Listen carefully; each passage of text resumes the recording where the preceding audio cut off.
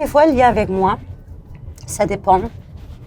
Mais s'ils viennent avec moi, j'ai pas beaucoup de chance de travailler, quoi. Donc, de parler avec l'équipe. Donc tu fais quoi tous les matins? Tous les matins. D'abord à la petite boutique. Je vais à la crèche avant. Ouais. Et après, la petite boutique pour déposer les croissants, pour parler avec l'équipe, pour voir si tout se passe bien. Et je reste à peu près 1 heure pour être sûre que tout va bien. Je prends mon petit café, un petit croissant. On est à Cornwall Park, One Tree Hill. C'est un grand parc qui n'est pas exactement au centre, mais qui est quand même dans le centre, qui est considéré comme dans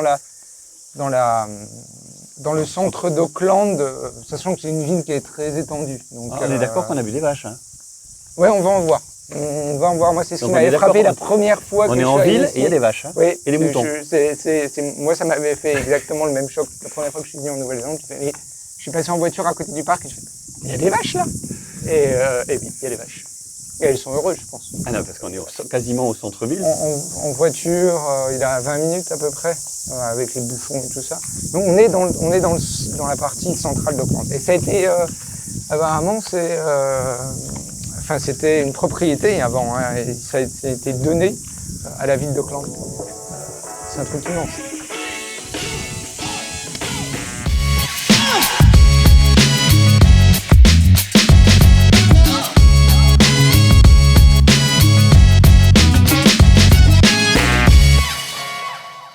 Ce qu'on a discuté la dernière fois, c'était vous aviez, ça y est, fait le premier magasin.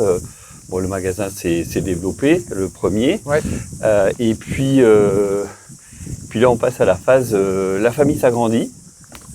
Ouais. Et donc, de tous les côtés. Enfant. Oui. Premier enfant. Comment ça se passe quand on a développé un magasin? Toi, tu as un boulot à côté et tu as un enfant qui débarque. Comment vous avez géré ça? Déjà, c'était pour avoir un enfant, Noah, ça a été déjà en lui-même un autre processus très très long. Parce qu'on a fait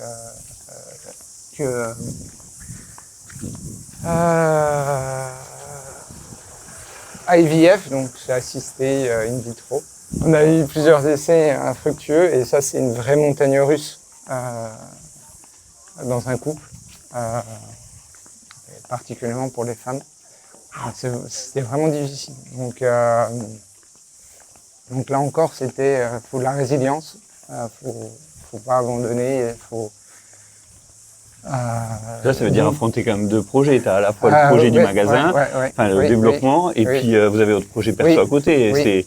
Et d'ailleurs, ce qui était marrant quand on est venu en Nouvelle-Zélande, c'est que en fait, il y a pas mal de personnes qui, au début, quand on a dit qu'on voulait lancer Vanier, tout ça, qui nous ont presque découragé de le faire en disant mais vous voulez fonder une famille, vous voulez avoir des enfants, vous n'allez pas vous lancer dans cette aventure là. Et heureusement qu'on les a pas écoutés, parce que si on s'était focalisé pour essayer d'avoir un enfant, sachant toutes les difficultés qu'il y avait, on n'aurait rien fait. Alors que là, même si on avait eu des difficultés pour avoir notre premier enfant, il y avait Vanille qui était là et c'était un autre enfant. C'est presque quelque chose qu'on maîtrisait un peu. Et donc ça a permis, je pense que mentalement, en tout cas pour Sonia, d'aller mieux, parce que même si c'était difficile avec tout le cycle d'IVF, elle a sa passion pour la pâtisserie, pour ce qu'elle fait, pour le retour qu'elle a des clients, pour tout l'engagement qu'elle a avec les clients quand elle les voit, pour les retours qu'elle a, que d'une certaine façon ça balançait en fait les difficultés qu'on a eues pour concevoir. C'était difficile d'avoir Noah. Très. J'étais traumatisée parce que j'ai presque mouru. Ah, quasiment. Donc, oui, vraiment. Non, c'était horrible. Et la mémoire, ça reste. Je revive en fait les situations pendant des années. Non, c'était très très difficile. Et comment tu as vécu la grossesse alors que tu avais monté un magasin? Tu étais en pleine ascension du magasin et en même temps ton ventre il. Oui, c'est vrai. Mais j'ai pris le poids Mais ça ne veut pas dire que je ne peux pas travailler. Non, ça continue jusqu'à le dernier moment. Mais c'était aussi terrible parce que tous les odeurs, moi je vais au travail tous les jours, ça me fait vomir. Et donc tous les jours, je vomis au moins 6 fois, 7 fois. Et je fais que manger et je fais que vomir. Donc j'arrive mal à prendre le poids aussi. C'était difficile. On avait tout mis en place pour la naissance de Noah, pour que ça puisse fonctionner sans que Sonia soit là en permanence. Et quand Noah est arrivé, malgré que c'était difficile, après tu as un petit enfant. Oui. Laurent travaillait chez Deloitte. Oui. Et comment tu t'es organisé, comment vous êtes organisé avec l'arrivée de Noah? Oui, c'était pas facile parce que aussi on avait une seule voiture. Et donc, on a dit, bon, il faut qu'on fasse marcher quand même avec une seule voiture, avec le business, avec le petit. Et parce que mes parents, ils ont eu le restaurant quand j'étais petite. Ça marchait. Donc, on a dit ensemble qu'on peut faire marcher. Donc, il est venu, Noah, avec nous dans la pâtisserie tous les matins, avec Laurent aussi. Et on a mis dans un petit coin. Et s'il pleure, un de nous va le voir. Et donc, il est grandi vraiment dans la cuisine avec mes employés et tout. Et la crèche, c'était juste à côté. 5 minutes en voiture, même pas 2 minutes. Et donc, c'est bien pratique parce qu'il vient avec nous le matin à 5 heures. Et après, on ramène à la crèche vers, je pense à l'époque, 7h30. Et Laurent, il va après au travail.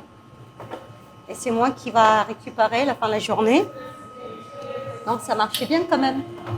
Il y a nos employés qui étaient un super employé, qui avaient les mêmes valeurs que nous en termes de qualité et tout ça, qui nous annonce qu'il va aller ailleurs, qu'il va changer. Rien, c'était un choix personnel et ça fait tout bizarre parce que du coup, il va falloir que Sonia retourne. Alors je crois quand même qu'il y a eu un délai, c'était pas tout de suite. Oui, ça devait être après la naissance. Donc elle a dû revenir 4 mois ou 5 mois après la naissance à retravailler, donc relativement tôt. Ah, c'est marrant parce que... Je crois, hein. Et je sais aussi que... Parce qu'il y a eu la deuxième. Mais là, c'était pire parce que c'était la chef qui était là, la sous-chef, qui était la terreur un peu avec les autres employés, ou tout du moins que les autres employés ne l'appréciaient pas, n'appréciaient pas son style de management, on ne le savait pas. Il y a une sorte de clash. C'est la première fois qu'on a embauché quelqu'un pour prendre ma place en tant que chef pâtissière. Et on a embauché parce qu'elle a eu beaucoup d'expérience. On était tellement desperate de trouver quelqu'un qui peut faire le produit. Donc, on a regardé moins le caractère. Ah, ben c'est l'histoire que tu m'as racontée où elle s'est énervée contre les clients. Voilà, c'est ça. C'est la première fois. Et c'était vraiment mal passé qu'on a dit on ne va jamais faire ça. Je forme les gens, mais on va vraiment embaucher les gens qui partagent les mêmes valeurs que nous, qui ont le respect pour le reste de l'équipe. On a commencé à chercher le magasin 3 ans avant la naissance de Noah. Et on a acheté le magasin l'année de la naissance de Noah. Le deuxième magasin. Quand je dis le deuxième magasin, c'est pas le magasin, le bâtiment, parce que c'était juste un bâtiment. Et on l'a acheté à ce moment-là. Et donc, quand Mila est née, on a déjà mis, je crois à peu près 3 ans ou 4 ans avec l'architecte pour avoir, on appelle ça en Nouvelle-Zélande, resource consent. Resource consent, c'est pour dire qu'est-ce qu'on va faire de ce bâtiment-là. Et ensuite, building consent, qui est toute l'architecture qui doit être validée. Comme c'est un bâtiment, c'est pas juste une résidence, c'est pas juste un bâtiment professionnel. Il y a énormément de normes. Et donc, pour avoir ce document building consent, pour pouvoir commencer à construire, ça nous a pris un temps fou. Et quand on l'a eu, c'était 3 semaines avant le premier... C'est quand le Covid est arrivé, et c'était 3 semaines avant le premier confinement. Et donc, quand on a été voir nos banques, elles nous ont dit « Eh ben, on ne vous suit plus !» Et on était là, mais c'est pas possible, ça fait 4 ans, presque 4 ans qu'on attend ce truc-là. Elle fait « Non, là, c'est trop risqué, vous rentrez pas dans une case qui va bien. » Dans un contexte international. Dans un contexte où on ne sait pas ce qui va arriver, on ne sait pas ce que va être les prix. Donc non, il ne faut pas que vous y allez. Vous attendez que le Covid se passe et puis on verra ça après. Alors là, c'est la douche froide. Et donc, premier confinement, j'avais en plus un entrepreneur qui était prêt à y aller. Et après, c'était vraiment la construction même. Parce qu'on a choisi le chemin de moins risqué, à moins de coûts. Donc, c'est nous qui devons gérer la construction. On avait la chance que c'est notre client qui était architecte. Donc, c'est lui qui fait tout le design extérieur du bâtiment. Et à l'intérieur, c'est moi. C'est qu'on va aller décharger des palettes de carton où à l'intérieur des cartons, il y a des autres cartons.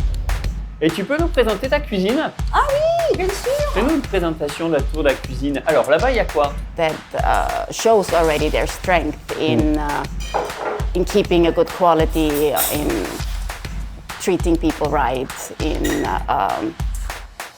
having a good vision of what people want, what people need.